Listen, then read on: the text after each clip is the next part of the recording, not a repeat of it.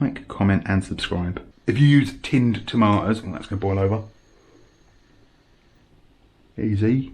Tiger. Right. Oh, Jesus. About a punnet's worth. I don't actually know. I've just realised. I don't know what a punnet is. Oh, I know a punnet is a measurement of fruit. But I don't know if it's like... I'm guessing it's not an ISO standard measurement of fruit, is it? It's just the basket that comes in, isn't it? Yeah. A shot of vodka, but you don't want to hear a sizzle. We're not frying the bejesus out anything. This is just a very slow, sweaty?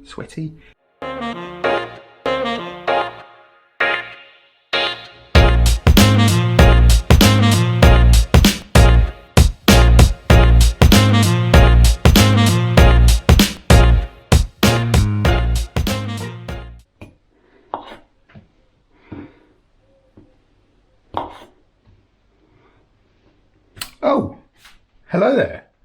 Fancy seeing you here. How's it doing? Come in. Right, what I'm doing is I'm making an arrabbiata sauce, which if you don't know, I think so I've always been told it translates as angry, because it's a spicy sauce. I don't actually know if that's true. It might be just a thing that I've been told and it's completely wrong. But you never know. So I've been growing my own tomatoes this summer, because, you know, I've got a garden. It's the dumb thing. So I thought, you know what? There's only so many salads you can make with some tomatoes. So I thought, what's a nice tomato sauce? Arrabbiata. It's spicy, I like spicy food, and cherry tomatoes are really good for this sort of thing. You use any tomato, any of the bigger tomatoes really, you're going to want to blanch them and peel them, because there's going to be loads of skin in the sauce. Cherry tomatoes ain't too bad. If you want to cook, especially this time of year, tomatoes, especially if you can grow them yourself, tomatoes, they're in season, they're going to be brilliant. If you want to go get some heirloom tomatoes or beef steak tomatoes, anything like that, they're all going to be brilliant.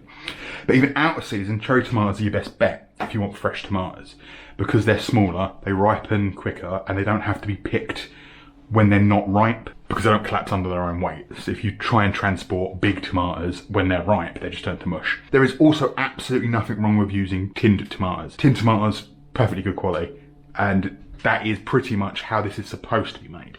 Using fresh tomatoes like this is a lot more rustic. I've already done a bit of prep work here, so if you don't know, arrabbiata is a tomato and chilli sauce, and it's usually served Penne Al'Arrabbiata with penne. I'm making it with Fusilli. That's what I got. But this is one of those sauces that really goes with absolutely anything. Also got two decent size, I'm making about a portion for two. I've got two decent sized cloves of garlic that I've chopped up quite fine, almost minced you might say. But if you want to use a garlic crusher, fine.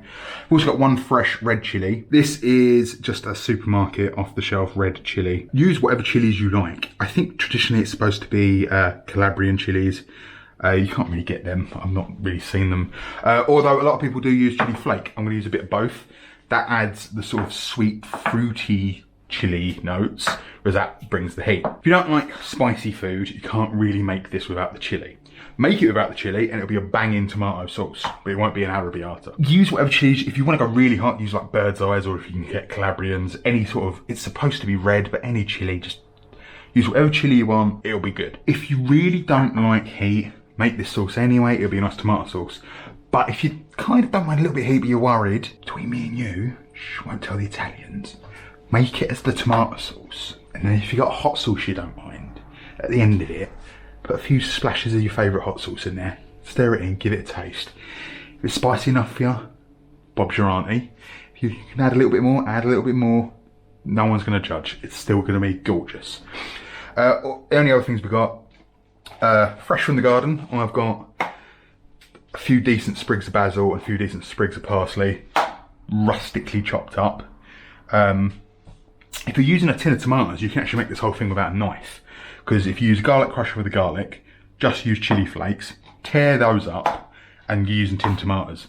So you can actually make this without a knife if you want. But let's get cooking. This pan's never going to get particularly hot, so it's on one of my smaller burners. So this is going on a medium low, right? We're not frying the bejesus out anything. This is just a very slow sweating down and sauteing of things, but on a low heat. Because we're using a low heat, we use extra virgin olive oil. You don't fry with extra virgin olive oil because there's a really low smoke point. So as soon as you start frying with something, it starts to burn really quickly. And usually when you're frying stuff, you want a really high heat. Because we're not going to use a high heat at any point. We're going to use extra virgin olive oil, which is just bring loads more flavour to the party. Decent coating in your bottom of your pan. You can get away with normal olive oil, use whatever you want. So first of all, we're going to go in there with our garlic and our raw chilli, fresh chilli. Well, I suppose it is raw chilli as well, but and a few, about a teaspoon maybe of dried chili flakes. And we're just going to let that sweat down a little bit on a medium heat. This is the hottest that flame's ever going to be. If you can hear a sizzle, the slightest of sizzles, it's okay, but you don't want to hear a sizzle. Saute them off, sweat them down a little bit. You just want that garlic to start getting aromatic. Right, so this next step normally wouldn't be in an arrabbiata at all, but because tomatoes are full of alcohol-soluble flavours, which is where you get vodka sauce, because the vodka pulls a load of flavour out of those tomatoes, I'm going to add a decent glug, let's say decent glug, a small glug, not that much, of dry white wine. So we're going to turn this heat up just a little bit now, just because that's cold wine. We want to get that wine to bubble off a little bit and just reduce down a bit. Completely skip that step if you want. If you want, add a shot of vodka. Bring that wine up to a little bit of a bubble. Let it just reduce for a minute or two. And we can go in with our tomatoes. Right. Don't want to pick up any colour on the garlic. Now that wine's down, reduced down a little bit, we're going to go in with our cherry tomatoes. This is where we can just step away for a bit. All we're going to do, get the tomatoes in amongst the oil, coated in the garlic and the wine and the chilli. Turn the heat up just a little bit because those tomatoes, again, well, not cold, they're room temperature. And we're just going to let them cook away. And we're just going to step away for 10 minutes. So I'll see you in about 10 minutes. Right, welcome back. 10, 15-ish minutes later. Boiled a kettle, got some hot water on ready for our pasta. Our tomatoes should have all started to break down a little bit and relinquish their juices. You should be able to just go through with the back of your spatula and start breaking down the ones that haven't been that have been a bit more relentless. But by all means, go in with potato masher and give them a once over. Like I said, this is a bit more of a rustic version of an arrabbiata. It's going to be a bit chunkier. It's going to have the skins in it. There's nothing wrong with that. We're going to give that a little pinch of salt. Be reserved because we've salted the pasta water. We're going to bring the pasta from there into there, so it's going to bring some salt with it, and we might add some of the pasta water to it as well in order to make it an emulsive, bit more of a sauce. But give it a half decent crack of black pepper still, because why would you not? Give it a mix. Now, turn that as low as it will go, because all we're doing now is just reducing it down a little bit more while our pasta cooks. Pasta on, doing a portion for about 2 people. So I tend to do a loose-ish handful per person when it comes to pastas of this. And I don't like the look of that, so I'm going to put an extra handful in. You want to cook that to 8 minutes because you want it al dente. We're going to put it into there, we're going to finish cook it in there just so the pasta starts to pull in some of that sauce, leaches out some starch into there, and we have a really nice, cohesive, spicy tomato sauce. See, overall, minus a bit of prep work, 20 minutes. You can see though, cherry tomatoes in general, they're like most other berries, because they are a berry. They've got pectin in them, which is what you use to make jam, which also thickens lovely. So this, I mean the oil in there's helped as well, that's kind of emulsified in with the tomatoes. But we've got a nice thick tomato sauce. So yeah, that's as low as it will go until the pasta's ready. And then we're going to get the pasta out and put that in there. So see you in, what did I say, 8 minutes minus 2. See you in about 6 minutes. Okay, so fusilli, pasta, al dente, slotted spoon, spider, in there they go. Don't be too precious about properly draining it because we're going to be maybe using some of that pasta water anyway. And I'm also going to get a serving spoon and get just about 2 tablespoons of cooking liquid, starchy pasta water. You might want to kick that heat up a little bit, and we're going to go in with parsley and our basil. You can mix these out if you want, use one or the other as well, but they add a freshness to it that's quite what helps. Give a pinch back for garnish. Don't need to do that either, but you know, I like to flex for the gram. I'm just going to stir all that through, get everything introduced and amongst it in the party of the pan. If you don't mind giving it a toss, give it a toss. If you comfortable.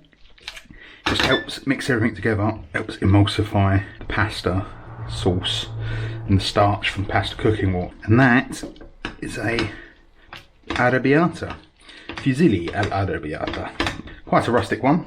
Heat off, get yourself a bowl, and give yourself a nice portion of the lovely spicy tomato pasta dish you've just made. And finish, a nice little sprinkle of parsley and basil. Super simple, super in season, very summery. Tomatoes this time of year, they're beautiful. Basil this time of year is beautiful. Parsley's good most of the year, but it's going to be really good this time of year as well.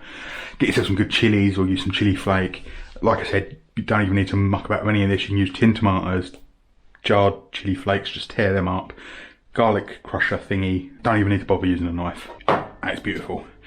And like I said, if you don't want to make it with any chili because you don't like any spice at all, fair dues. Leave out the chili. It won't be an arrabbiata, but it will still be a lovely tomato pasta dish. And that's that then. You know what I'm going to say. Like, comment and subscribe. But yeah, that's that. Not much more to be said. And coming to the end of the summer, but we're still getting some great summer produce through. So make the most of it while it's still there. And then, you know, back to pumpkin risottos and stews, which there's nothing wrong with, but it's still a bit warm, so we don't want them yet. Make the most of the summer while we've still got it. So I'll see you when I see you. And ciao.